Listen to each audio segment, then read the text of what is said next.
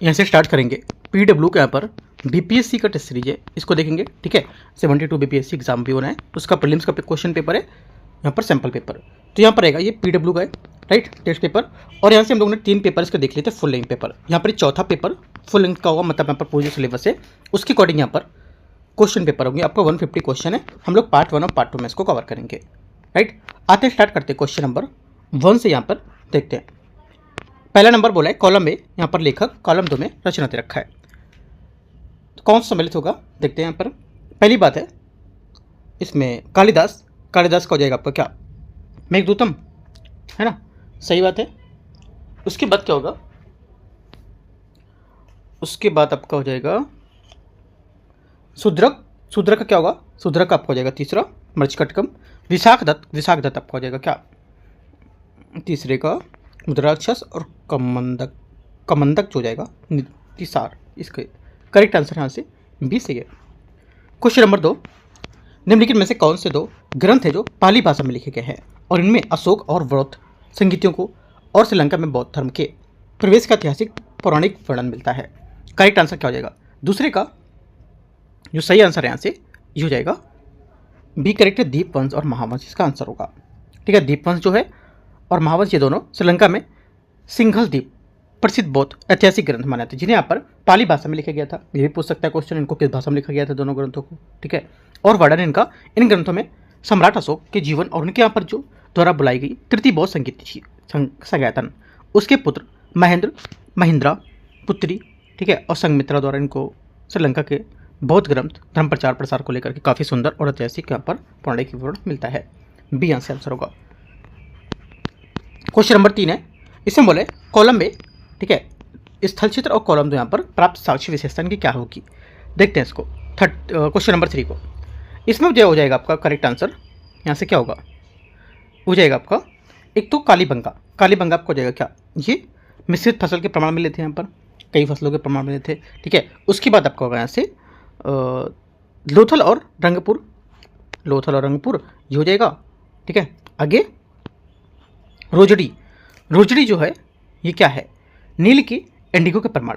ठीक है, और अल्लादिनो, अल्लादिनो जो जाएगा कुआं द्वारा सिंचाई का ज्ञान होता था। करेक्ट आंसर तीसरे का आंसर क्या होगा, तीसरे का सही आंसर ए करेक्ट है। क्वेश्चन नंबर 4, बौद्ध ग्रंथ बौद्ध धर्म और जैन धर्म के विषय में बताना है कौन सा यहाँ पर गलत है, इनके बारे में बौद्ध और जैन के बारे में कौन सी बात गलत है। यहाँ से जो गलत है बात स्टेटमेंट वो जाएगा यहाँ से ये वाला, क्योंकि बौद्ध और जैन धर्म जैसा मानित ये कर्मवाद, पुनर्जन्म तथा मोक्ष दोनों ही आपका धर्मों जैन धर्म और बौद्ध धर्म में शामिल थे। बौद्ध धर्म मध्यम मार्ग मतलब मजिष्टम पटिपता पर बल देते थे, ना कि अत्यधिक विलासिता और ना अत्यधिक कष्ट को लेकर के। इसके विपरीत जैन धर्म क्या क्लेश या काया क्लेश और कठोर तपस्या आत्मपीड़न पर बल देते थे। तो यहाँ से सेकंड बात इसकी गलत हो जाएगी। तीसरा है, तीसरा नहीं पांचवा नंबर क्वेश्चन है, विजयनगर के साम्राज्य के प्रशासन के अमर नायक जो प्रणाली थी किस प्रकार की व्यवस्था थी, इसमें आंसर हो जाएगा पांचवें का करेक्ट आंसर अमर नायक प्रणाली जो थी ये विजयनगर साम्राज्य के प्रशासन में अमर नायक प्रणाली एक प्रमुख राजनीतिक और सैन्य नवाचार थी और इतिहासकारों के अनुसार ये सामंतवादी व्यवस्था दिल्ली सल्तनत का एकता प्रणाली से काफ़ी मिलती जुलती थी। इसकी विशेषताएं थी सैन्य कमांडर, ठीक है, उसमें यहाँ पर आपकी जैसे कि अमरम, ठीक है, नायकों को दिए जाने वाले भूमि क्षेत्र और राजा के प्रति उत्तरदायित्व उसमें होता था, जैसे कि अमर नायक अपने क्षेत्रों में किसानों, शिल्पकारों और व्यापारियों को टैक्स वसूलने जाते थे जैसे। ठीक है, तो आंसर क्या होगा, बी करेक्ट है। क्वेश्चन नंबर 6, निम्नलिखित में से कथनों पर विचार करना है, त्रिपक्षीय संघर्ष का केंद्र कन्नौज था। छठे का पहला स्टेटमेंट यहाँ से क्या होगा, करेक्ट है, क्योंकि हर्षवर्धन का काल के बाद कन्नौज उत्तर भारत का एक प्रमुख भू राजनीतिक और आर्थिक केंद्र बन गया था। इस पर नियंत्रण स्थापित करने के लिए 3 बड़ी शक्तियों के बीच एक लंबा संघर्ष हुआ था, जिससे त्रिपक्षीय संघर्ष कहा जाता है। पहला करेक्ट है। इसमें पाल, प्रतिहार और चालुक्य शामिल थे। सेकेंड गलत, क्योंकि इस संघर्ष में शामिल 3 राजवंश पाल बंगाल से, प्रतिहार पश्चिम भारत और राष्ट्रकूट जो थे दक्कन से थे, इनमें चालुक्य शामिल नहीं थे। तीसरी बात है, इस संघर्ष से उत्तर भारत में राजनीतिक अस्थिरता बढ़ी थी। ये बात करेक्ट है, क्योंकि लगभग 2 सदियों में चले और निरंतर जो संघर्ष था उसके कारण तीनों राजवंशों की शक्ति कमजोर हो गई थी और इसके परिणामस्वरूप उत्तर भारत में राजनीतिक विखंडन और अस्थिरता काफ़ी बढ़ने को देखी गई थी। ठीक है, 1 और 3 से सही आंसर है। क्वेश्चन नंबर 7, निम्नलिखित पर विचार करना है। विक्रमशिला विश्वविद्यालय की स्थापना धर्मपाल ने की थी। 7वें का पहला स्टेटमेंट यहाँ से सही है, क्योंकि विक्रमशिला विश्वविद्यालय बिहार के भागलपुर जिले में स्थित है और इसकी स्थापना पाल वंश के सबसे प्रतापी राजा धर्मपाल ने की थी। उन्होंने नालंदा विश्वविद्यालय के घटते स्तर को देखते हुए इसके विकल्प के रूप में एक नए और समृद्ध शिक्षा के केंद्र थे उसकी नींव रखी थी। सेकेंड बात है, नालंदा विश्वविद्यालय पाल शासकों के संरक्षण में था। सेकेंड भी सही होगा। तीसरा, दोनों विश्वविद्यालय मुख्यतः वैदिक शिक्षा के केंद्र थे। तीसरी बात यहाँ से गलत है, क्योंकि यहाँ पर विक्रमशिला और नालंदा दोनों ही विश्वविद्यालय मुख्यतः बौद्ध शिक्षा के महान केंद्र थे, ना कि वैदिक शिक्षा के। ठीक है, तीसरा आंसर क्या होगा? गलत होगा। सही आंसर क्या होगा? सही आंसर आपका 1, 2 करेक्ट है, तो ए यहाँ से करेक्ट आंसर है क्वेश्चन नंबर 7 का। ठीक है, नालंदा महायान बौद्ध धर्म का वैश्विक केंद्र था। विक्रमशिला बौद्ध धर्म की वज्रयान शाखा तांत्रिक बौद्ध धर्म और विज्ञान दर्शन की शिक्षा के लिए पूरी दुनिया में प्रसिद्ध था। ये सब बातें आपको याद रखना है। क्वेश्चन नंबर 8 है, भगवान महावीर के निर्वाण स्थल पावापुरी के संबंध में विचार करना है, कौन सा सही होगा? देखो, इसके बारे में जो सही है आंसर स्टेटमेंट ये हो जाएगा आपका, पावापुरी में प्रसिद्ध जल मंदिर स्थित है। ठीक है, क्योंकि पावापुरी बिहार के नालंदा जिले में स्थित है और बिहार शरीफ के लगभग 15 किलोमीटर और राजगीर से 25 किलोमीटर दूरी पर। ठीक है, ये 527 ईसा पूर्व कुछ ऐतिहासिक जो स्थल थे उसमें से 468 ईसा पूर्व में यहाँ पर जैन धर्म के 24वें तीर्थंकर भगवान महावीर ने मोक्ष निर्माण प्राप्त किया था और इस समय यह क्षेत्र मल्लमा जनपद की राजधानी हुआ करता था। ठीक है, आंसर क्या होगा? डी करेक्ट है। क्वेश्चन नंबर 9 नंबर है, पाल वंश की मुख्य राजधानी कौन सा नगर था जिसे वर्तमान में मुंगेर के नाम से जानते थे? आंसर 9 का हो जाएगा करेक्ट बी, मुद्रगिरी इसका सही आंसर होगा, बी नंबर। ठीक है, मुद्रगिरी और मुंगेर इसका करेक्ट आंसर होगा। आधुनिक जो बिहार है उसमें मुंगेर शहर का प्राचीन भारत और मध्यकालीन नाम मुद्रगिरी या मुगदलगिरी था। पाल वंश के सबसे शक्तिशाली शासकों में से एक देवपाल धर्मपाल का पुत्र ने मुद्रगिरी को पाल साम्राज्य की मुख्य प्रशासनिक राजधानी बनाया था। देवपाल के प्रसिद्ध मुंगेर ताम्रपत्र अभिलेख इस बात का स्पष्ट मिलता है कि यहाँ पर उन्हें मुद्रगिरी में एक विशाल सैन्य शिविर और राजधानी स्थापित की थी, जहाँ से उन्होंने अपने विजय अभियान का संचालन किया था। आगे आते क्वेश्चन नंबर 9 हो गया 10। क्वेश्चन नंबर 10 है, 9वें का आंसर क्या बताया मैंने? 9वें का आंसर आपको बताया मैंने, बी नंबर। क्वेश्चन 10 है, बिहार का मनेर स्थल जहां सूफी संत मखदूम यानिया मनेरी की दरगाह है, किस सल्तनत कालीन शासक के संरक्षण में विकसित हुआ था? 10वें का आंसर हो जाएगा, ये विकसित हुआ था करेक्ट आंसर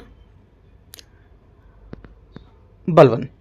ठीक है, बलवन का संरक्षण दिल्ली सल्तनत के सुल्तान गयासुद्दीन बलवन, इसका शासनकाल 1266 से 1287 के समय मनेर में सूफी संतों उनकी जो खानका थी उसको विशेष राज्य की संरक्षण का विकास मिला था और ऐतिहासिक दस्तावेज और ग्रंथों में जैसे मकतूबात ए सदी के संबंध के अनुसार बलवन के काल में दिल्ली के सुनारगांव जाने के प्रमुख विद्वान और अधिकारी मनेर में मखदूम यानहा मनेरी से मिलने के लिए आशीर्वाद लेने को लेकर रुके थे।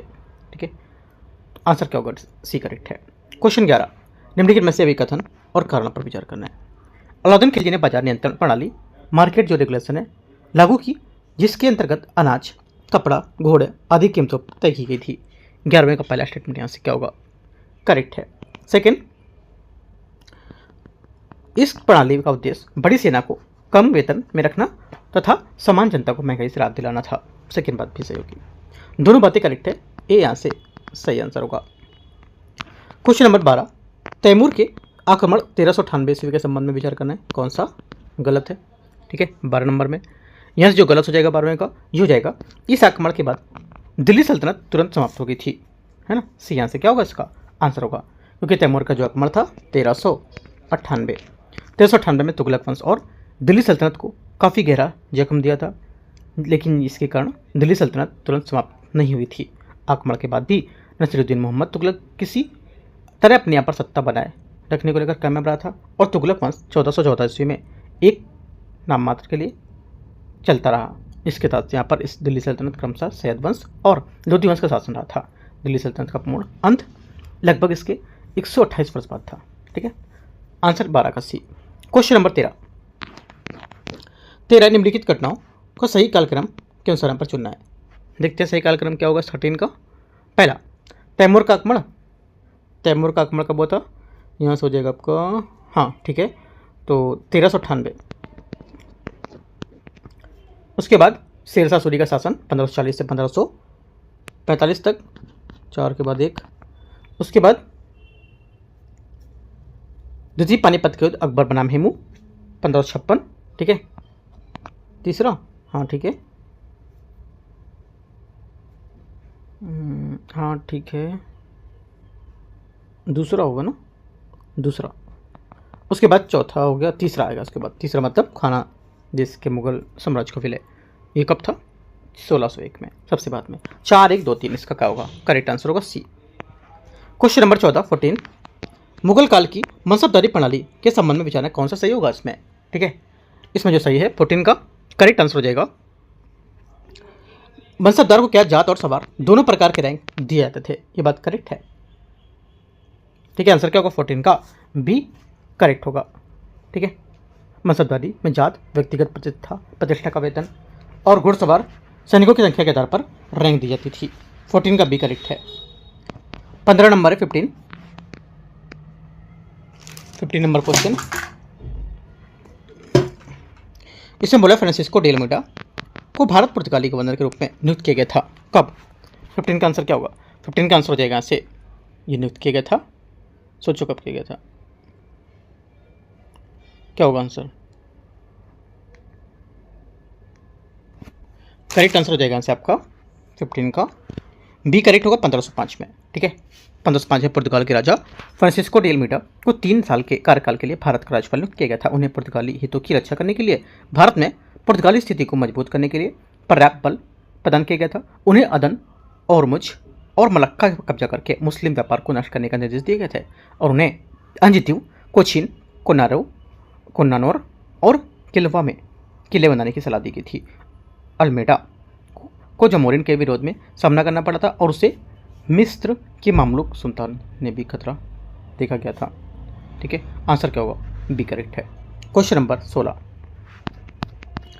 16 नंबर है, हैदर अली ने प्रथम एंग्लो जो यहाँ पर मैसूर युद्ध था उसके संबंध में विचार करना है, देखते हैं। पहली बात 1761 में हैदर अली मैसूर के वास्तविक शासक बन गए थे। 16 का पहला क्या होगा, यहाँ से करेक्ट है। सेकेंड, ब्रिटिश मराठा और निजाम ने शुरू में हैदर अली के खिलाफ गठबंधन किया था। तीसरा, ये युद्ध 1769 में मद्रास की संधि के साथ समाप्त हुआ था। तीसरी बात भी करेक्ट है, तीनों बातें करेक्ट है। 16 का आंसर 1, 2 और 3 डी आंसर करेक्ट आंसर होगा। क्वेश्चन 17 है, दक्कन में एक स्वतंत्र राज्य का विचार सर्वप्रथम किसके द्वारा परिकल्पित किया गया था। 17 का सही आंसर हो जाएगा, ये परिकल्पित किया गया था जुल्फिकार खान, यहाँ से सही आंसर होगा, ठीक है। जुल्फिकार खान वह व्यक्ति था जिसने उन्होंने सर्वप्रथम दक्कन में एक स्वतंत्र राज्य की परिकल्पना की थी। 17 सी। क्वेश्चन 18, 1857 के विद्रोह के दौरान ब्रिगेडियर इंग्लिश किस केंद्र से जुड़े थे। आंसर 18 का हो जाएगा, ये जुड़े थे लखनऊ से, है ना, कहाँ से जुड़े थे, लखनऊ से। क्वेश्चन नंबर 19, देव समाज संबंध में विचार करना है। इसकी स्थापना शिवनारायण अग्निहोत्री ने लाहौर में की थी।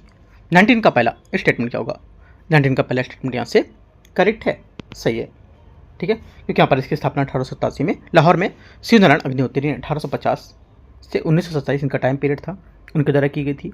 और शिवनारायण अग्निहोत्री पहले ब्रह्म समाज के अनुयायी थे और वे देव सदन की स्थापना एक धार्मिक और सामाजिक सुधार की संस्था के रूप में करते थे। इन्होंने संस्था पर कुछ जोड़ दिए थे, जैसे कि आत्मा की समर्था को लेकर, है ना, और गुरुओं की सर्वोच्चता को लेकर, अच्छे कर्म की या अच्छे कार्यों की लेकर के इनकी आवश्यकता पर जोड़ दिया, ठीक है। और इस समाज में शिक्षाओं को देव शास्त्र नामक पुस्तक के संकलित बताया गया था। सी आंसर करेक्ट है दोनों। क्वेश्चन नंबर 20, आज के चरमपंथी के कल के उदारवादी बनेंगे ठीक वैसे ही जैसे आज के उदारवादी कल के चरमपंथी थे। ये टिप्पणी जो थी किसने की थी, ये टिप्पणी की थी बाल Gangadhar Tilak. C answer correct answer होगा, ठीक है। उथल पुथल और भरा दौर था जब यहाँ पर भारतीय राष्ट्रीय कांग्रेस उदारवादी और अतिवादी गुटों से विभाजित हो गई थी। अतिवादियों ने नेता तिलक जो थे उसकी राजनीतिक विचार और प्रगति स्वाभाविक विकास को समझाने के लिए इस दर्शन का उपयोग किया था। उन्होंने तर्क दिया था कि समाज वर्तमान में जिसे कट्टरपंथी या अतिवादी मानता है, यह समय के साथ जन चेतना बदलाव आने पर अंततः स्वीकृत और मुख्यधारा का मध्यमपंथी दृष्टिकोण बन जाएगा। सी करेक्ट है। 21 वेवेल योजना के बारे में विचार करना है। पहली बात है शिमला सम्मेलन का आयोजन वेवेल द्वारा 1945 में किया गया था। पहली बात 21 का आंसर क्या होगा? करेक्ट है, पहली बात सही है। सेकेंड बात है कार्यपालिका परिषद में सवर्ण हिंदू और मुस्लिम दोनों को समान प्रतिनिधित्व मिलना था। सेकेंड बात भी करेक्ट है, ठीक है। और पुनर्गठित परिषद को 1935 के अधिनियम के ढांचे के भीतर एक अंतरिम सरकार के रूप में काम करना था, ठीक है। तीसरी बात है इस योजना ने नए संविधान और भविष्य में होने वाली बातचीत की संभावना को पूरी तरह से खारिज कर दिया था। पूरी तरह से खारिज नहीं किया था, ये बात गलत हो जाएगी इसकी, ठीक है। तीसरा गलत है। चौथा, गवर्नर जनरल को मंत्रियों की सलाह पर अपने वीटो का अधिकार या वीटो का प्रयोग करना था, ये बात करेक्ट है। आंसर 1, 2, 4 सही है, तो डी नंबर करेक्ट है 21 का। क्वेश्चन नंबर 22, 22 नंबर है बंटी के कार्यकाल के पुलिस सुधार में संबंध में विचार करना है। पहली बात यहाँ से ये बोले लॉर्ड विलियम बंटिंग ने पुलिस अधीक्षक के पद को समाप्त कर दिया था। 22वें का पहला स्टेटमेंट यहाँ से करेक्ट है, क्योंकि लॉर्ड विलियम बंटिंग 1828 से 35 तक इसका क्या था, 1835 तक टाइम पीरियड था इसका, ठीक है। इसने एसपी के पद को समाप्त कर दिया था। 35 का मतलब 1835 होगा यहाँ, ठीक है, याद रखना है, 1828 से 35 नहीं है सिर्फ। और अब कलेक्टर मजिस्ट्रेट अपने अधिकार क्षेत्र में पुलिस बल का नेतृत्व करेंगे और प्रत्येक मंडल का आयुक्त एसपी के रूप में कार्य करेगा। इस व्यवस्था के परिणामस्वरूप पुलिस बल का कुप्रबंधन प्रभाव हुआ था, जिससे क्या है कलेक्ट्रेट मजिस्ट्रेट पर भारी बोझ पड़ा था और प्रेसिडेंसी नगर वे ही पहले स्थान पर थे जहां कलेक्टर और मजिस्ट्रेट कर्तव्य को अलग अलग करते थे। तो 22 का सी यहाँ से जो है स्टेटमेंट करेक्ट है दोनों। क्वेश्चन नंबर 23, 23 भारतीय कारखाना अधिनियम 1891 के बारे में विचार करना है। बच्चों के लिए न्यूनतम कार आयु 7 वर्ष से बढ़ाकर 9 वर्ष कर दी गई थी। किसमें? कारखाना अधिनियम 1891 की बात कर रहे हैं। पहली बात क्या होगी? 23 का पहला स्टेटमेंट यहाँ से क्या होगा? 23 का जो पहला स्टेटमेंट यहाँ से करेक्ट है, सही है, सही बात बोल रहा है, ठीक है। क्योंकि यहाँ पर बच्चों के लिए न्यूनतम आयु 7 वर्ष बढ़ाकर 9 वर्ष कर दी गई थी, जबकि अधिकतम आयु 12 वर्ष से बढ़ाकर 14 वर्ष कर दी गई थी। सेकेंड बात है सभी कर्मचारियों को सप्ताह में एक बार अवकाश दिया जाता था, ये बात भी करेक्ट है। और महिलाओं के लिए अधिकतम कार्य के घंटे प्रतिदिन 11 घंटे निर्धारित किए गए थे, जिसके बीच 1.5 घंटे का अंतराल था, जबकि पुरुषों के बीच कार्य घंटे अनियमित रहे थे। 1, 2 दोनों करेक्ट है, सी। क्वेश्चन 24 है मेरठ षड्यंत्र मामले में ब्रिटिश सरकार ने निम्नलिखित लोगों को गिरफ्तार किया था। किसको? आंसर क्या होगा? 24 का करेक्ट आंसर हो जाएगा, ये गिरफ्तार किया था 31 श्रमिक नेता, है ना। बी क्या होगा आंसर होगा। Question number 25 east India company के अधीन शैक्षिक सुधारों के संबंध में विचार करना है। जोनाथन डंकन ने 1791 में बनारस में संस्कृत कॉलेज की स्थापना की थी। 25 का पहला स्टेटमेंट करेक्ट है। सेकेंड बात है फोर्ट विलियम कॉलेज की स्थापना बनारस के संस्कृत कॉलेज से पहले हुई थी, क्योंकि फोर्ट विलियम कॉलेज की स्थापना 1800 ईस्वी में वेलेस्ली ने राज्य के सिविल सेवकों के प्रशिक्षण के लिए की थी। ओनली 1 करेक्ट है, आंसर 1, उससे पहले नहीं हुई थी। क्वेश्चन नंबर 26 है 26, इसमें बोला है तमार विद्रोह में किस आदिवासी समुदाय ने प्रमुख रूप से भाग लिया था। आंसर क्या होगा 26 का? 26 का सही आंसर हो जाएगा यहाँ से, ये भाग लिया था मुंडास, इसका आंसर होगा, ठीक है। मुंडाओं और के साथ तमार विद्रोह में प्रमुख यहाँ पर उससे भाग लिया और यहाँ पर उसका नेतृत्व किया था, ठीक है। तो मुंडा जनजाति और उसके सरदारों में भोलानाथ का साथ दिया था, ये सब बात याद रखना है। 26 का सी करेक्ट है। 27 नंबर है मेटकाफ अधिनियम, जिसे पंजीकरण अधिनियम 1867 द्वारा प्रतिस्थापित किया गया था, इसको कब अधिनियमित किया गया था। आंसर क्या होगा 27 का? बी करेक्ट है, 1835 इसका सही आंसर होगा। 1835 का प्रेस अधिनियम मेटकाफ अधिनियम, ठीक है, जिन्होंने 1835-36 के दौरान गवर्नर जनरल थे उसके रूप में काम किया था और 1823 में अलोकप्रिय अध्यादेश को निरस्त कर दिया था और भारतीय प्रेस मुक्तिदाता की उपाधि अर्जित की थी। आंसर 27 का बी। 28 फ्रांसीसियों ने पटना में एक व्यापारिक केंद्र और गोदाम की स्थापना कब की थी। आंसर 28 का क्या होगा? 28 का करेक्ट आंसर यहाँ से सी करेक्ट है, 1734। ठीक है। 1734 में फ्रांसीसी ने पटना में एक व्यापारिक केंद्र और गोदाम की स्थापना की थी। समय के साथ अंग्रेजों और फ्रांसीसियों के बीच व्यापारिक प्रतिबद्धता बढ़ी थी और 1757 में अंग्रेजों ने चंद्रनगर पर कब्जा कर लिया था। क्वेश्चन नंबर 28 हो गया। 29 29 बिहार में होम रूल लीग के संबंध में विचार करना है।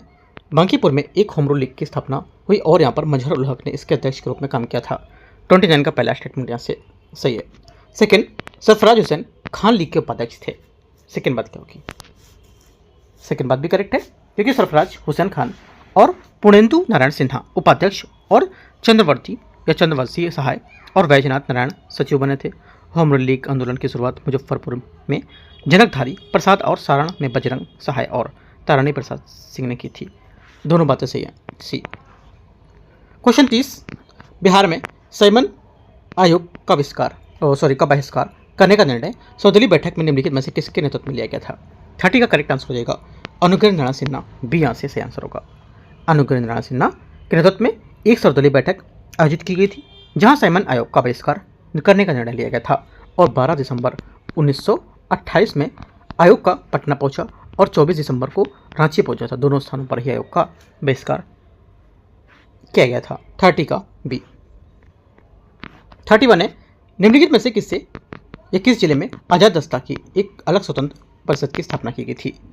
31 का करेक्ट आंसर हो जाएगा, ये की गई थी मधुबनी। यहाँ से सही आंसर होगा। ठीक है। आजाद दस्ता एक क्रांतिकारी संगठन था जिसकी स्थापना जयप्रकाश नारायण ने 1942 में भारत छोड़ो आंदोलन के दौरान की थी और इस संगठन की एक अलग स्वतंत्र परिषद की स्थापना बिहार के मधुबनी जिले में सूरज नारायण सिंह के नेतृत्व में की गई थी। इस संगठन का मुख्य उद्देश्य सरकारी तंत्र और सेना जो होती थी उसके प्रशिक्षण को पंगु बनाना था और क्रांतिकारी गतिविधियों में भाग लेने को लेकर पुलिस को प्रशिक्षित करने को लेकर शिविर में स्थापित करना था। ये आंसर होगा। 32 32 नंबर है श्री अरबिंदो घोष के संबंध में विचार करना है। उन्हें अलीपुर बम कांड के सिलसिले में गिरफ्तार किया गया था। 32 का पहला स्टेटमेंट क्या होगा? देखो 32वीं का जो पहला स्टेटमेंट है यहाँ से ये करेक्ट है। सेकंड, कारावास से रिहाई के बाद वह पंडिचेरी चले गए थे और अपना पूरा जीवन आध्यात्मिक कार्यों में व्यतीत करने लगे थे। सेकंड बात भी करेक्ट है। दोनों बातें यहाँ से सही होंगी। आंसर क्या होगा? सी यहाँ से इसका 32 का करेक्ट आंसर है। 33 भूकंपी तरंगों के संचरण के संबंध में विचार करना है। पी तरंगों की तरंग दिशा के समानांतर कंपन करती है जिससे क्या होता है? खिंचाव और संकुचन के माध्यम से घनत्व का अंतर पैदा होता है। 33 का पहला स्टेटमेंट यहाँ से करेक्ट है। सेकेंड बात है एस तरंगे ऊर्ध्वाधर तरंग में तरंग संचरण की दिशा के लंबवत कंपन करती हैं जिससे गर्त और सुरंग बनता है। सेकेंड बात भी सही है। तीसरा, जो धरातली तरंगे होती है सरफेस जो वेव्स होती हैं इसमें सीस्मोग्राफ जैसे कि भूकंप लेखी उस पर सबसे अंत में दर्ज होती है, लेकिन ये इन्हें सबसे विनाशकारी पवने तरंग भूकंपी तरंगों के रूप में माना जाता है। तीसरा सही है। आंसर 1 2 3 सभी करेक्ट हैं। सी। 34 नंबर 34 पृथ्वी के वायुमंडल के संगठन के संबंध में विचार करना है। स्वच्छ और शुष्क वायु का लगभग 99% हिस्सा नाइट्रोजन और ऑक्सीजन मिलकर बनाते हैं। 34 पहला स्टेटमेंट सही है। सेकंड, मौसम विज्ञान की दृष्टि से कार्बन डाइऑक्साइड आर्थिक और अत्यधिक महत्वपूर्ण होता है क्योंकि ये आने वाले सौर विकिरण और बाहर जाने वाले स्थलीय विकिरण दोनों के लिए पूरी तरह से पारदर्शी होता है। सेकंड गलत है, क्योंकि कार्बन डाइऑक्साइड मौसम विज्ञान की दृष्टि से महत्वपूर्ण है क्योंकि ये आने वाले विकिरण तो पारदर्शी होते हैं, लेकिन जो बाहर जाने वाले विकिरण ये क्या होते हैं? ये अपारदर्शी होते हैं और ये स्थलीय विकिरण में एक ऐसे हिस्से को अवशोषित करते हैं जो प्रमुख ग्रीन हाउस गैस के रूप में काम करती है। सेकंड गलत है। तीसरा, आयतन के हिसाब से ऑर्गन में तीसरी सबसे प्रचुर गैस है, वायुमंडल में तीसरी सबसे प्रचुर गैस है जिसका प्रतिशत कार्बन डाइऑक्साइड से अधिक होगा। क्या होगा इसका आंसर? तीसरा यहाँ से क्या होगा? सोचो। तीसरा करेक्ट है। आंसर 1 और 3 एक करेक्ट आंसर है। क्वेश्चन नंबर 35 35 है समताप मंडल के मध्य मंडल से अलग करने वाले सीमा क्षेत्र को औपचारिक रूप से किस नाम से जाना जाता है? आंसर क्या होगा? 35वें का करेक्ट आंसर यहाँ से समताप सीमा इसका सही आंसर होगा। समताप सीमा समताप मंडल और मध्य मंडल के बीच की सीमा परत होती है और ये समताप मंडल की ऊपरी सीमा को चिन्हित करती है। समताप मंडल, मध्य मंडल और जो समताप सीमा होती है 3 है ना, इसको चिन्हित करेगी। छोप सीमा जो होती है ये छोप मंडल और समताप मंडल की अलग करेगी, है ना। आंसर क्या होगा? 35 का भी करेक्ट है। 36, निम्नलिखित में से कौन फुटलूज उद्योग जो होते हैं उसके रूप में यहाँ पर इसका अच्छा वर्णन करता है? फुटलूज देखो, जो फुटलूज उद्योग होते हैं ये क्या है? ये वे उद्योग होते हैं जो लगभग कहीं भी स्थापित कर सकते हैं, ठीक है, क्योंकि यहाँ पर विशेष कच्चे माल या बाजारों पर निर्भर नहीं होता है। ये इन उद्योगों में स्थान निर्धारण पर कच्चे माल, बिजली आपूर्ति, परिवहन जैसे कारक अधिक प्रभाव नहीं पड़ता है और वे आसानी से एक दूसरे से स्थान पर स्थानांतरित हो सकते हैं। इनकी विशेषता क्या होती है? देखो, इनकी विशेषता होती है कि क्या यहाँ पर ये इन्हें कम मात्रा में कच्चे माल की आवश्यकता होती है। सेकेंड बात, इनमें उच्च मूल्य वाले माल का उत्पादन करती है ये, जो काफ़ी ज़्यादा उत्पादन करेगी, किसका? जो काफ़ी जिसका रेट है हाई है ना। तीसरा, इन्हें कम जगह पर स्थापित कर सकते हो, जगह की कम आवश्यकता होती है और ये कुशल श्रम और संचार को सुविधाओं पर अधिक निर्भर रहती हैं, जैसे कि सॉफ्टवेयर उद्योग, इलेक्ट्रॉनिक्स, है ना, हीरा काटने चमकाने की पॉलिशिंग का उद्योग, ये सब। 36 का भी करेक्ट है ना। 37 नंबर आते हैं। 37 नंबर है, हिमालय अपवाह तंत्र जो है उसके बारे में विचार करना है और विशेषताओं के संबंध में देखते हैं। भूवैज्ञानिक का मानना है कि शिवालिक या इंडो ब्रह्मा नामक एक विशाल नदी कभी असम से पंजाब तक हिमालय के पूरे इंदौर तक विस्तार में बहती थी। 37 का पहला स्टेटमेंट यहाँ से क्या होगा? ये करेक्ट है। सेकेंड, विशाल इंडो ब्रह्मा नदी अंततः पश्चिमी हिमालय और पोतवार पठार की प्लीस्टोसीन काल के उत्थान के कारण 3 अलग अलग तंत्रों में विखंडित हो गई थी। सेकेंड बात भी सही है। तीसरा, हिमालय की नदियाँ प्रकृति में पूर्णतः मौसमी या अल्पकालिक होती हैं क्योंकि वे पूरी तरह से मानसूनी वर्षा पर निर्भर करती हैं। क्या होगा तीसरा?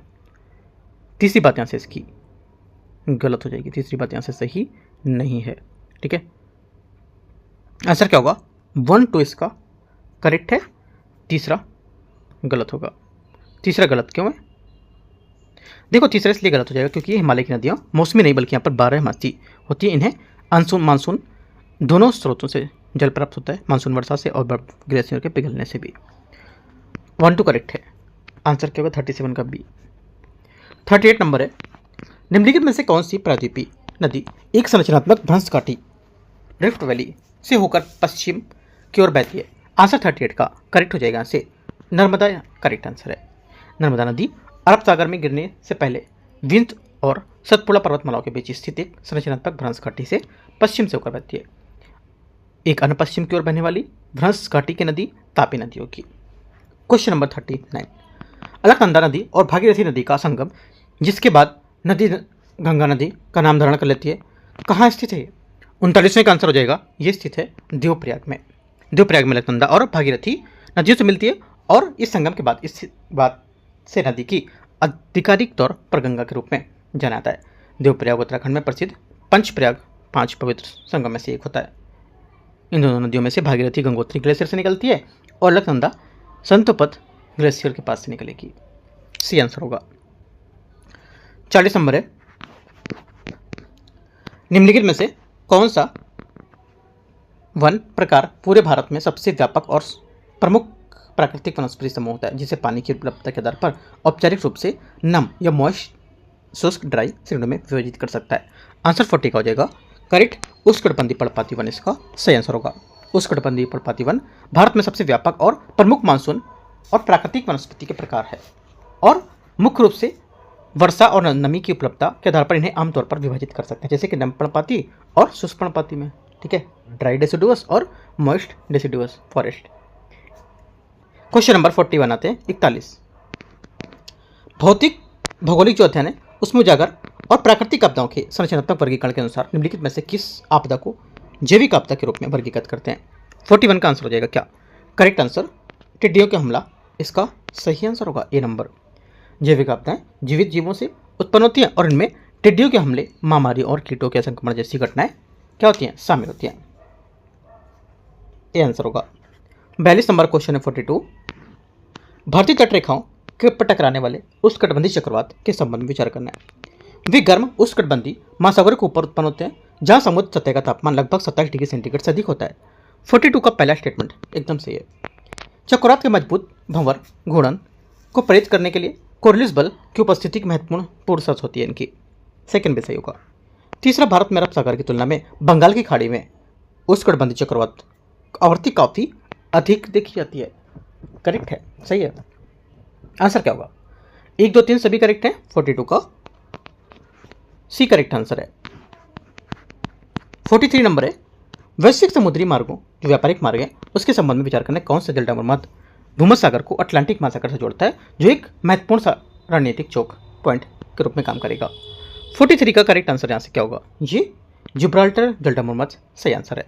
जिब्राल्टर जलडमर मध्य भूमध्य सागर को अटलांटिक महासागर से जोड़ता है और दक्षिणी यूरोप को उत्तरी अफ्रीका से अलग करता है। इसका रणनीतिक महत्व क्या होगा कि ये एक प्रमुख अंतर्राष्ट्रीय शिपिंग मार्ग है और यूरोप, अफ्रीका और अटलांटिक के बीच प्रवेश द्वार होगा और नौसेना और वाणिज्यिक समुद्री व्यापार के लिए अत्यधिक महत्वपूर्ण होता है। ठीक है, याद रखना है, बी करेक्ट होगा। और हॉर्मुज जलडमर मध्य यूपीएससी ने पूछा है, तो हो सकता है बीपीएससी भी क्वेश्चन यहाँ से बना दे, तो इसके बारे में भी आपको याद रखना है। हॉर्मुज जो जलडमर मध्य है ये फारसी खाड़ी को अरब सागर से जोड़ता है। ठीक है, 44 आते हैं, विश्व के प्रमुख मरुस्थलीय पारिस्थितिक तंत्र के संबंध में विचार करना है। दक्षिण अमेरिका में प्रशांत तट के साथ स्थित अटाकामा मरुस्थल को दुनिया का सबसे शुष्क गैर ध्रुवीय मरुस्थलों में से एक माना जाता है। 44 का पहला स्टेटमेंट यहाँ से एकदम करेक्ट है। गोबी मरुस्थल एक ठंडा वृष्टि छाया मरुस्थल है जो उत्तरी चीन और दक्षिणी मंगोलिया के कुछ हिस्से में फैला हुआ है। सेकंड में सही है। ग्रेट सैंडी और गिब्सन मरुस्थल अफ्रीकी महाद्वीप के अंतरिक्ष शुष्क क्षेत्रों में स्थित है। तीसरी बात क्या होगी, तीसरी बात यहाँ से 44 की गलत है, क्योंकि ग्रेट सैंडी और गिब्बन मरुस्थल अफ्रीका में नहीं बल्कि ऑस्ट्रेलिया में स्थित हैं। प्रमुख अफ्रीकी मरुस्थल में शामिल जैसे सहारा, कालाहारी और नामीब मरुस्थल। 1-2 करेक्ट है ए। 45 नंबर है, वैश्विक नहरें जो है और जलडमर मध्य रणनीतिक समुद्री लिंक के रूप में कार्य करते हैं। निम्नलिखित में से कौन सा कृत्रिम जलमार्ग सीधे लाल सागर को भूमध्य सागर से जोड़ता है, जिससे अफ्रीकी महाद्वीप को चक्कर लगाने की आवश्यकता समाप्त हो जाती है। 45 का करेक्ट क्या होगा, 45 का करेक्ट हो जाएगा कि स्वेज नहर इसका सही आंसर होगा। स्वेज नहर मिस्र में स्वेज के इस्तमुस को काटती है और ये भूमध्य सागर को सीधी लाल सागर से जोड़कर यूरोप और हिंद व पश्चिमी प्रशांत महासागर के आसपास में क्षेत्रों में भी सबसे छोटे समुद्री राजमार्ग के रूप में काम करेगी। आंसर डी करेक्ट है। 46 नंबर है, 46, निम्नलिखित में से कौन सी पर्वत श्रृंखलाएं संपीड़नात्मक विवर्तन बल और उनके कारणों से निर्मित नवीन वलित पर्वतों का उदाहरण मानती हैं। आंसर 46 का क्या होगा, ये हो जाएगा एक तो एंडीज पर्वत और अल्पस पर्वत, ठीक है, और यूराल पर्वत और प्राचीन वलित पर्वत, ये ठीक है। आंसर क्या होगा, करेक्ट आंसर यहाँ से इसका जो होगा ये हो जाएगा 46 का डी करेक्ट है ना, एक से अधिक। 47 नंबर है, 47 नंबर क्वेश्चन देखते हैं इसको। 47 विश्व की प्रमुख झीलों और यहाँ पर विवर्तनिक दरारों के संबंध में विचार करना है। देखते हैं 47 को। पहली बात यहाँ पे बोला है रूस की बैकाल झील जो है, ठीक है, रूस की बैकाल झील ये भौगोलिक रूप से दुनिया के सबसे गहरी मीठे पानी की झील के रूप में मान्यता प्राप्त है इसको। पहला क्या होगा, स्टेटमेंट यहाँ से करेक्ट है।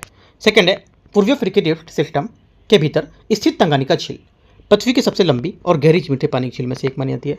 सेकंड बात भी करेक्ट है। तीसरा, संयुक्त राज्य अमेरिका और कनाडा के बीच साझा की जाने वाली सुपीरियर झील सतह के क्षेत्रफल के हिसाब से दुनिया की सबसे मीठी पानी की झील है। तीसरी बात भी करेक्ट है। 47 का सभी करेक्ट है, 1 2 3 आंसर सी। 48 48 वैश्विक दाब पेटी जो होती है उसके बारे में विचार करना है कि यहाँ पर इसमें वैमंडलीय परिसंचरण और अंतर्उष्णकटिबंधीय अभिसरण क्षेत्र के बारे में। यह भूमध्य रेखा के पास क्षैतिज रूप से स्थित एक निम्न दाब क्षेत्र है जहाँ उत्तरी और दक्षिणी गोलार्ध आने वाली व्यापारिक हवाएं अभिसरण करती हैं। 48 का पहला स्टेटमेंट क्या होगा, करेक्ट है, सही है। सेकेंड, आईटीसीज पूरे वर्ष बिना किसी मौसमी गति के ठीक भौगोलिक भूमध्य रेखा के ऊपर स्थायी रूप से स्थिर रहता है। सेकेंड गलत है, क्योंकि आईटीसीजेड स्थिर नहीं है, वह सूर्य के आभासी प्रवासन का अनुसरण करते हुए भूमध्य रेखा के उत्तर और दक्षिण में खिसकता रहता है और उत्तरी गोलार्ध में गर्मियों के दौरान यह दक्षिण एशिया के ऊपर उत्तर की ओर बढ़ता रहता है, जो भारतीय मानसून की सुविधाजनक बनाता है और सर्दियों के दौरान इन्हें यह भूमध्य रेखा के दक्षिण में चला जाता है। तो पहला करेक्ट है, दूसरा से गलत होगा।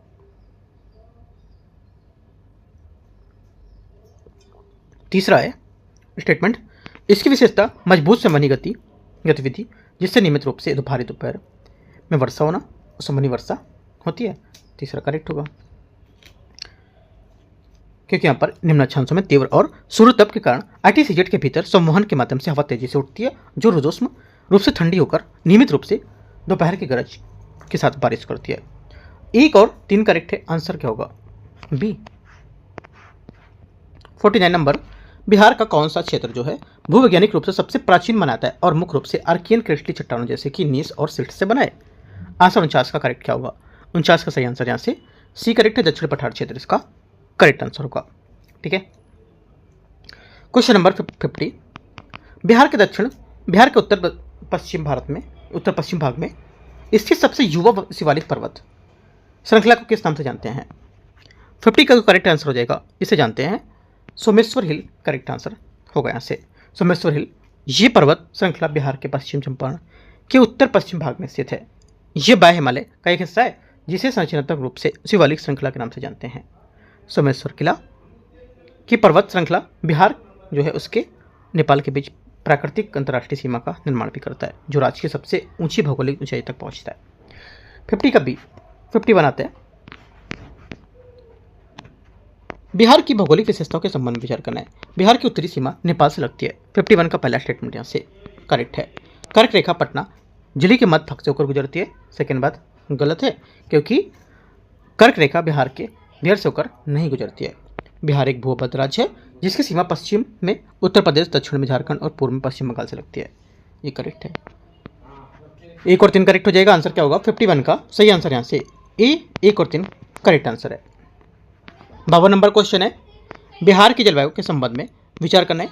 बिहार में कोपेन प्रकार की यहाँ पर मानसूनी जलवायु पाई जाती है। पहला क्या होगा? 52 का पहला स्टेटमेंट यहाँ से करेक्ट है। सेकंड, बिहार में वर्षा की मात्रा आमतौर पर पूर्व से पश्चिम की ओर घटती जाती है। सेकंड बात भी करेक्ट हो जाएगी। दोनों बातें यहाँ से करेक्ट हैं। CWG प्रकार की जो मानसूनी जलवायु उसके बारे में सी आंसर 52। 53 53 1833 का चार्टर अधिनियम के बारे में विचार करना है। 1837 का चार्टर अधिनियम ने बंगाल के गवर्नर जनरल के पद नाम को बदलकर भारत के गवर्नर जनरल कर दिया है। 53 का पहला स्टेटमेंट यहाँ से करेक्ट है। सेकंड, इस अधिनियम के तहत लॉर्ड विलियम बेंटिंग भारत के पहले गवर्नर जनरल बने थे। सेकंड बात करेक्ट है। भारत सरकार अधिनियम 1858 ने गवर्नर जनरल के पदनाम को भारत के वायसराय के पदनाम से प्रतिस्थापित कर दिया था। तीसरी बात भी करेक्ट है। आंसर 53 का D 1 2 और 3। 54 है, अनुच्छेद 368 के तहत संवैधानिक संशोधन विधेयक पेश करने की संरचना प्रक्रिया के संबंध में विचार करना है। संसद से किसी सदन या किसी राज्य विधानमंडल में संशोधन विधेयक पेश किया सकता है। पहली बात 54 का यहाँ से क्या होगा? गलत है, क्योंकि संवैधानिक संशोधन विधेयक पेश करने की सिफारिश या संवैधानिक स्थिति केवल संसद में ही निहित होती है। राज्य विधानसभाओं के पास संवैधानिक संशोधन का प्रस्ताव करने या उसे पेश करने का कोई कानूनी शक्ति नहीं होगा। संविधान में यह अनिवार्य प्रावधान है कि किसी संशोधन विधेयक पर संरचनात्मक गतिरोध उत्पन्न होता है तो संसद दोनों सदनों की संयुक्त बैठक बुलाई जाएगी। बात भी गलत है, क्योंकि सामान्य विधायी विधेयक में इसके विपरीत संवैधानिक संशोधन विधेयक पर असहमति या गतिरोध की स्थिति में संसद दोनों सदनों की संयुक्त बैठक का कोई संवैधानिक प्रावधान इसमें नहीं बताता है। दोनों गलत है। आंसर क्या होगा? सही पूछा तो डी। क्वेश्चन 55 निम्नलिखित में से किस कार्रवाई द्वारा ऐतिहासिक 9वीं अनुसूची अनुच्छेद 31B के साथ मूल रूप से भारत के संविधान के शामिल की गई थी? आंसर 55 का हो जाएगा। प्रथम संवैधानिक संशोधन अधिनियम 1951 द्वारा इसमें जोड़ा गया था अनुच्छेद 31B, ठीक है, और 9वीं अनुसूची। इसका मुख्य उद्देश्य मौलिक अधिकारों के उल्लंघन के आधार पर न्यायिक समीक्षा के भूमि सुधार और कृषि कानूनों की रक्षा करना था।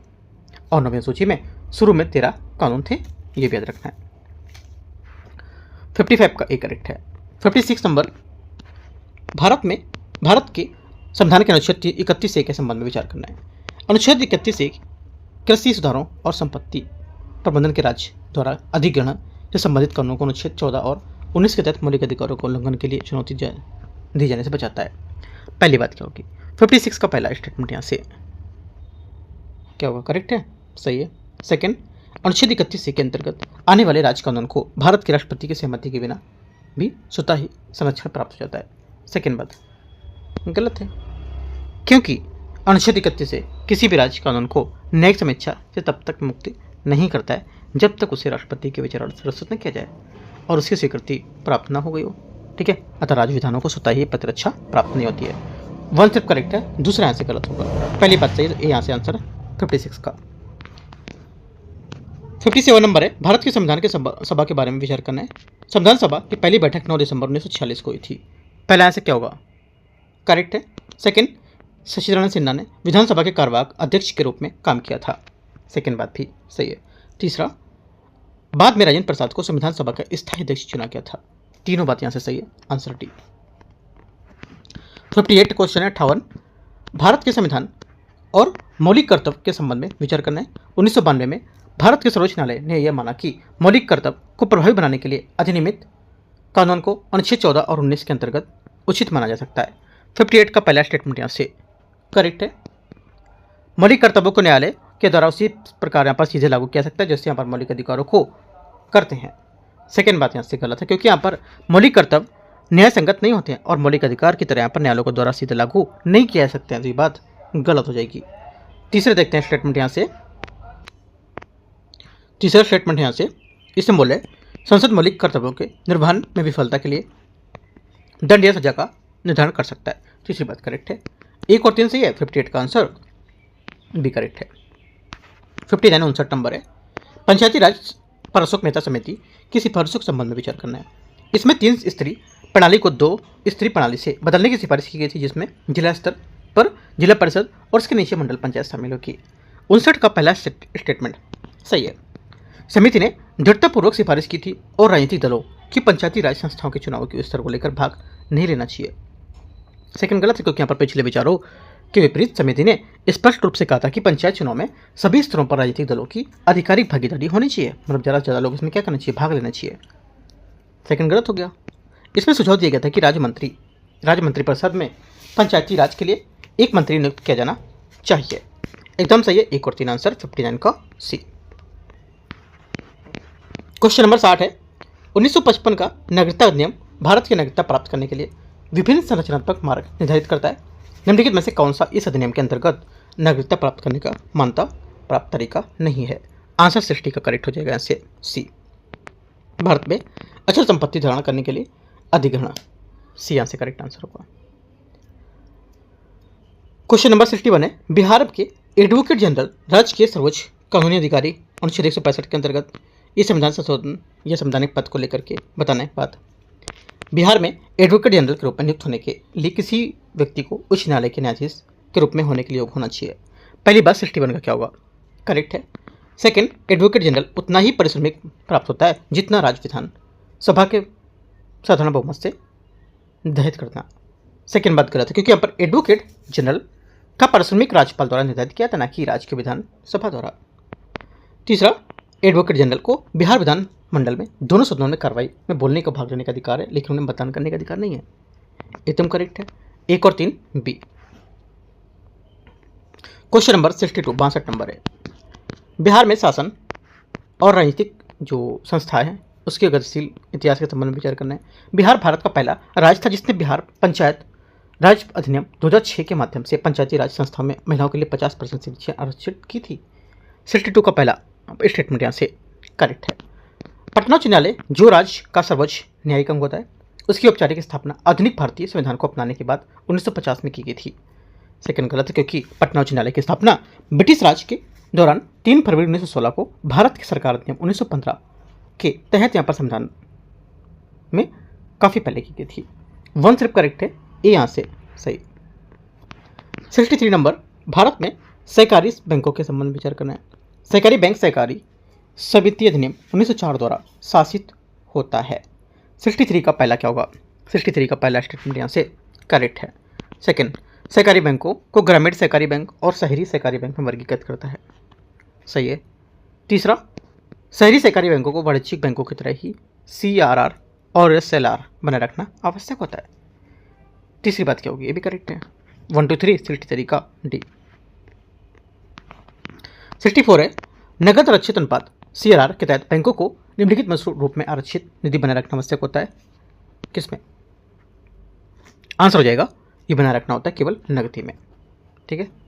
CRR केवल नगदी में रखा जाता है, ठीक है। ये भारतीय रिजर्व बैंक अधिनियम 1934 द्वारा अनिवार्य है और CRR बैलेंस पर कोई ब्याज नहीं मिलता है और ये अर्थव्यवस्था में तरलता को विनियमित करने में मदद करता है। 65 है विषम मुद्रास्फीति और गतिरोध मुद्रास्फीति के संबंध में विचार करना है। यह मुद्रास्फीति के साथ आर्थिक संकट से तात्पर्य ऐसी स्थिति से जहां वस्तुओं की कीमतें बढ़ जाती हैं और अन्य वस्तुओं की कीमतें समान रहती है। पहला क्या होगा, 65 का पहला स्टेटमेंट यहां से करेक्ट है, सही है। सेकेंड बात है, विषम मुद्रास्फीति ऐसी स्थिति होती है जिसमें कीमतों में वृद्धि के साथ साथ विकास और रोजगार में गिरावट आती है, जो अक्सर मंदी के दौरान होती है। ये बात भी करेक्ट है, दोनों बातें सही है, लेकिन पूछे गलत कौन सा, तो कोई गलत नहीं, तो डी। क्वेश्चन नंबर 66 है, औद्योगिक उत्पादन सूचकांक IIP के संबंध में विचार करना है। औद्योगिक उत्पादन सूचकांक का आधार 2011-12 है। 66 का पहला स्टेटमेंट यहां से क्या होगा, करेक्ट है, सही हो जाएगा। दूसरा, यह अर्थव्यवस्था के विनिर्माण क्षेत्र का एक प्रमुख सूचक होगा, ये बात करेक्ट है। तीसरा, इसका प्रकाशन केंद्रीय सांख्यिकी संगठन CSO द्वारा मासिक रूप से किया जाता है, ठीक है।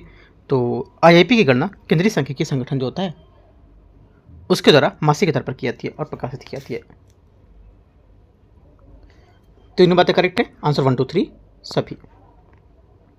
67 नंबर है, निम्नलिखित में से कौन सा विकल्प वित्तीय साधनों का सही वर्णन करता है। वित्तीय साधन का सही वर्णन करेगा, एक तो हो जाएगा मसाला बॉन्ड में भारतीय संस्थाओं द्वारा भारत के बेहतर और भारत के बाहर जारी किए गए मूल्य को लेकर के भारतीय रुपये में होना, निश्चित दर वाले बॉन्ड की कूपन दर परिपक्वता तक अपरिवर्तित रहना। तीसरा है फ्लोटिंग रेट बॉन्ड में ब्याज दर परिवर्तनीय होती है जिसे पूर्व घोषित अंतराल पर रीसेट करते हैं। चौथा, जीरो कूपन बॉन्ड पर छूट जारी किए जाते हैं जो आवधिक ब्याज भुगतान के बिना अंकित मूल्य बनाए रखते हैं। चारों बातें सही है, 67 का आंसर 1 2 3 और 4 ए करेक्ट है। 68, आयकर अधिनियम 1961 की किस धारा के अंतर्गत कृषि आय को कर से छूट प्राप्त होगी।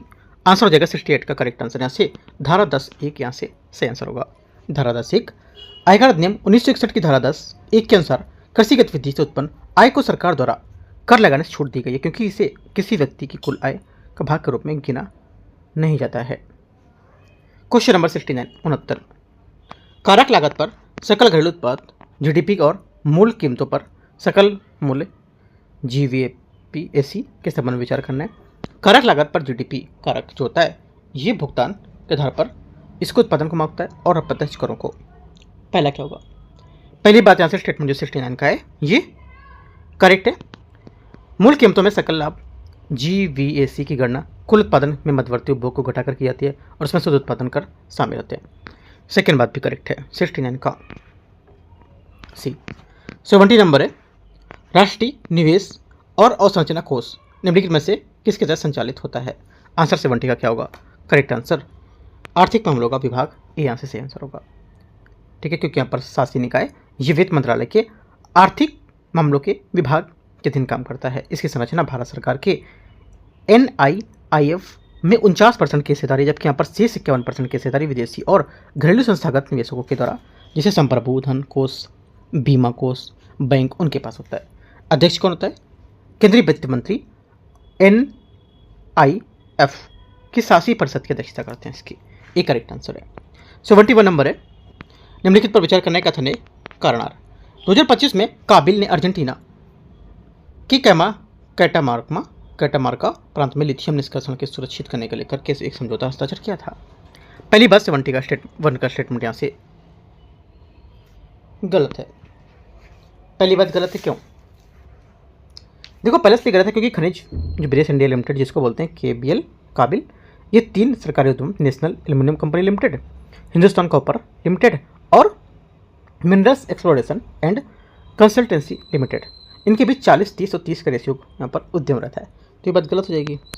सेकेंड बात है कारण R, इस पहल का उद्देश्य चीन से प्रसंस्कृत लिथियम आयत पर भारत की भारी निर्भरता को कम करना होगा, ये बात करेक्ट है, ओनली R करेक्ट है, तो D। 72 नंबर है, कुजनेट्स वक्र और लॉरेंज वक्र के बारे में विचार करना है। कुजनेट्स वक्र से पता चलता है कि आर्थिक विकास के साथ आर्थिक असमानता पहले से बढ़ती है और फिर घटती है। 72 का पहला स्टेटमेंट यहाँ से क्या होगा, करेक्ट है, सही है। लॉरेंज वक्र का उपयोग किसी अर्थव्यवस्था में आय और धन के वितरण असमानता की मात्रा को दर्शाने में करता है। सेकेंड बात यहाँ से क्या होगी, ये भी करेक्ट है, दोनों बातें सही है। 72 का करेक्ट आंसर यहाँ से सी। 73 नंबर क्वेश्चन है, बिहार में अनाज उत्पादन 2024-25 के संबंध में विचार करना है। कुल अनाज उत्पादन में चावल का हिस्सा लगभग सबसे अधिक था। 73 का पहला स्टेटमेंट यहाँ से क्या होगा? करेक्ट है, सोचो। देखो पहली बात स्टेटमेंट यहाँ से एकदम सही है। अनाज की खेती के अंतर्गत आने वाली भूमि का अनुपात खाद्य फसलों के क्षेत्रफल का 89% से अधिक था। एकदम करेक्ट है। तीसरा, वर्ष 2024-25 में कुल खाद्यान्न उत्पादन 24,782.9 हजार टन रहा है। तीनों बातें यहाँ से करेक्ट है। 73 का आंसर 1, 2, 3 डी। 74, निम्नलिखित में से कौन सा विकल्प बिहार में 2024-25 में दर्ज किए गए बेहतर एनपीके अनुपात को सही ढंग से दर्शाता है? 74 का सही आंसर हो जाएगा, ये दर्शाता है कौन? करेक्ट आंसर 11:3:1 रेशियो, है ना। ए यहाँ से 74 का सही आंसर होगा। आगे आते क्वेश्चन 75, निम्नलिखित में से किस भौतिक राशि को आयाम प्लांक स्थिरांक h के आयाम के समान होगा? 75 का करेक्ट आंसर यहाँ से क्या होगा? ये बी करेक्ट है, कोनेदार गति इसका आंसर होगा, प्लांक स्थिरांक। ठीक है, बी 75 का सही आंसर है। ये क्वांटम यांत्रिकों का एक मूलभूत भौतिक स्थिरांक होता है जिसमें प्रकृति के ऊर्जा पैकेटों के आकार के निर्धारित करना होता है। इस स्थिरांक की परिकल्पना मैक्स प्लैंक ने 1900 ईस्वी में की थी। बी करेक्ट आंसर है। तो इस टाइप से यहाँ पर हम लोग ने टेस्ट नंबर 4 PW का 75 क्वेश्चन यहाँ से कवर कर लिया। कल हम लोग करेंगे 76 नंबर से और 150 क्वेश्चन तक कवर कर लेंगे। तो यहाँ से टेस्ट 4 भी यहाँ पर क्या होगा? PW का खत्म हो जाएगा। ठीक है, और हम लोगों ने सुबह देख चुके हैं, एक टेस्ट देखा था मैंने KGS का टेस्ट नंबर 18 का पार्ट 2, और एक आज मैंने देखा था टेस्ट एडिटोरियल का फुल लेंथ पेपर, उसका भी पार्ट 2।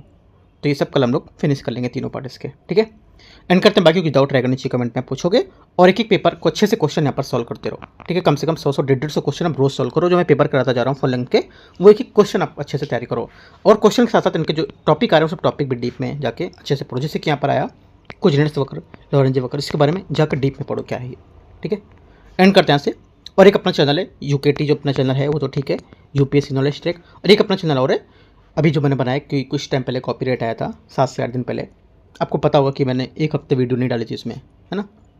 कुछ लोग के मैसेज भी थे कि यहाँ पर कंटिन्यू क्यों नहीं आ रहा है, इसी वजह से वीडियो अपलोड नहीं हो पा रही थी क्योंकि कॉपीराइट आ गया था। ठीक है, तो क्या करेंगे हम लोग, एक चैनल अपना हो रहा है, एक तो है UKT, उससे पहले हो गया लिखा जाएगा आपको DUKT ऐसा करके, दिल्ली UPSC नॉलेज ट्रैक, उसको भी आपको सब्सक्राइब करना है। ठीक है, यूट्यूब पर सर्च करोगे दिल्ली UPSC नॉलेज ट्रैक, तो आपको यहाँ पर चैनल मिलेगा। वहाँ से आपको अगर यहाँ पे नहीं आएगा कुछ वीडियो तो वहाँ पे अपलोड की जाएंगी, तो बैकअप में अपने साथ रख सकते हो इसको भी। ठीक है, और जाके जरूर इसको सब्सक्राइब करो। अभी जो वीडियो खत्म हो रहा है इसको सर्च करो और इसको सब्सक्राइब करो चैनल को। ठीक है, एंड करते हैं क्योंकि वहाँ पे मैं आंसर राइटिंग कराऊंगा। ठीक है, BPSC और UPPCS के लिए। All the best, thank you.